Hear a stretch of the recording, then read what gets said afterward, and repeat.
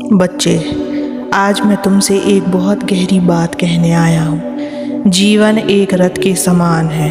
इस रथ में तुम यात्री हो और मन, बुद्धि तथा अहंकार इसके घोड़े हैं। अब सोचो, यदि इन घोड़ों की लगाम तुम्हारे हाथों में हो और मन कभी इधर भागे कभी उधर भागे तो रथ कहाँ जाएगा? वह भटक जाएगा। यही कारण है कि तुम्हारा जीवन भी कई बार बिखर जाता है, क्योंकि तुम स्वयं अपने जीवन की लगाम को नियंत्रित करने में असमर्थ हो जाते हो। याद रखो बच्चे, जब तुम जीवन की डोर भगवान को सौंप देते हो, जब तुम स्वीकार कर लेते हो कि सच्चा संचालक वही है, तब जीवन का हर मोड़, हर राह, हर परिस्थिति सहज हो जाती है।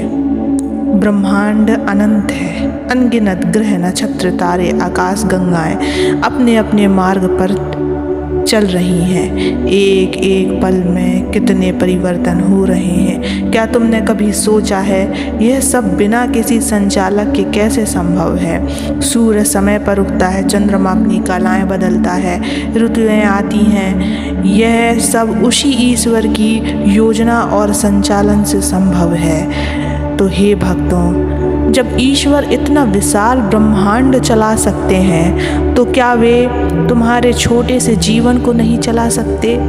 अवश्य चला सकते हैं। और आज मैं तुम्हें इसी सत्य को बताने आया हूँ। और इस सत्य को पूरा सुनने से पहले इस चैनल को सब्सक्राइब कर लेना, इस वीडियो को लाइक कर देना और कमेंट में ओम नमः शिवाय लिख देना। मनुष्य की सीमा और ईश्वर की असीमता।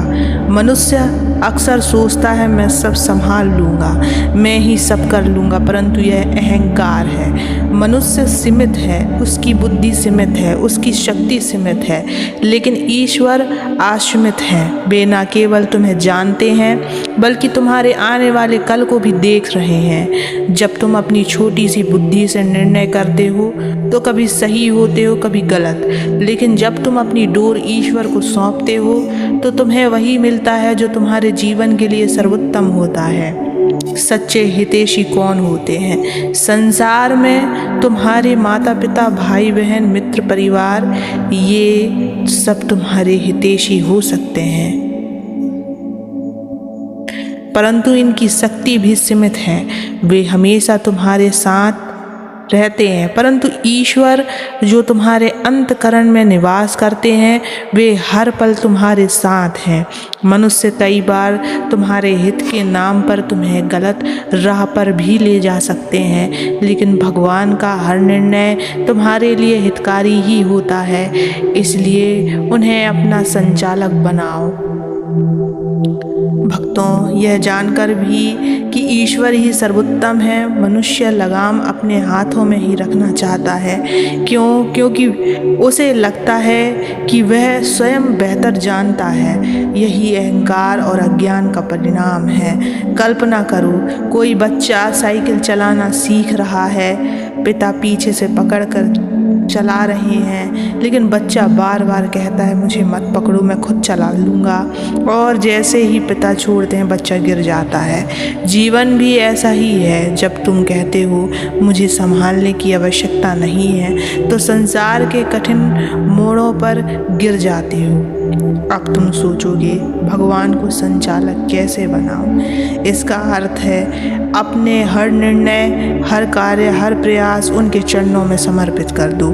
जब कुछ अच्छा हो तो अहंकार मत करो कि यह मैंने किया है। जब कठिनाई आए तो दुख मत करो कि यह सब खत्म हो गया है, बल्कि यह समझो कि सब उनके योजना का हिस्सा है।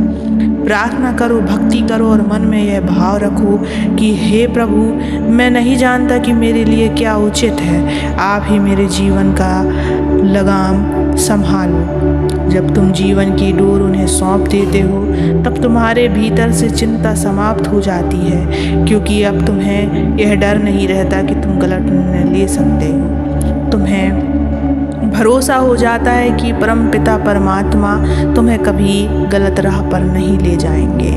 बच्चे, यदि तुम अपनी डोर उस ईश्वर को दोगे, यदि तुम अपना जीवन उस ईश्वर के हवाले कर दोगे, तो वह तुम्हें कभी भटकने नहीं देंगे। एक नाविक को देखो, यदि नाविक नाव चलाए तो नाव सुरक्षित किनारे तक पहुंचती है, लेकिन यदि यात्री ज़बरदस्ती पतवार पकड़ ले और अपनी अपनी दिशा में खींचने लगे तो नाव डूब जाएगी। लेकिन जीवन भी ऐसे ही है, यदि तुम पतवार भगवान को सौंप दो तो जीवन की नाव सुरक्षित किनारे तक पहुंच जाएगी। अपने जीवन का संचालक भगवान को बना दो। वे अनंत ब्रह्मांडों के स्वामी हैं, वे तुम्हारे सच्चे हितैषी हैं। वे तुम्हें कभी अकेला नहीं छोड़ते। तुम चाहे कहीं भी हो, किसी भी परिस्थिति में हो, उनका हाथ हमेशा तुम्हारे सिर पर रहेगा। बच्चे, तुम सोचते हो कि जीवन में आने वाले दुख, असफलताएं और अपमान, पीड़ा केवल तुम्हारे साथ क्यों होती है? तो तुम पूछते हो, हे प्रभु, आखिर ये सब क्यों? जब कोई किसान बीज बोता है तो पहले उसे मिट्टी में गाड़ता है, फिर उस पर हल चलाता है, पानी डालता है, खाद डालता है। उस बीज को अंधकार और दबाव झेलना पड़ता है, लेकिन वही बीज कुछ समय बाद अंकुरित होता है और एक विशाल वृक्ष बनकर छाया और फल देता है। ऐसे ही तुम्हें भी कठिनाइयों से गुजरना पड़ता है। यह सब तुम्हारी हार नहीं होती है, बल्कि तुम्हारे भीतर छिपी ताकत को बाहर लाने की प्रक्रिया है। यदि तुम अपना जीवन उस ईश्वर को समर्पित कर दोगे तो हर दुख तुम्हारे लिए एक वरदान बन जाएगा। जब तुम अकेले संघर्ष करते हो तो कठिनाइयाँ तुम्हें तोड़ देती है, लेकिन जब तुम संचालक बना लेते हो तो वही कठिनाई तुम्हें मजबूत बना देती है। यदि तुम बीमार होते हो तो यह तुम्हें धैर्य सिखाने के लिए है। यदि तुम गरीब होते हो तो यह तुम्हें विनम्रता सिखाने के लिए है। यदि तुम अपमानित होते हो तो यह तुम्हें अहंकार से मुक्त करने के लिए होता है। हर परिस्थिति में मेरे संदेश को समझो, यह भी मेरे प्रभु की योजना का हिस्सा है।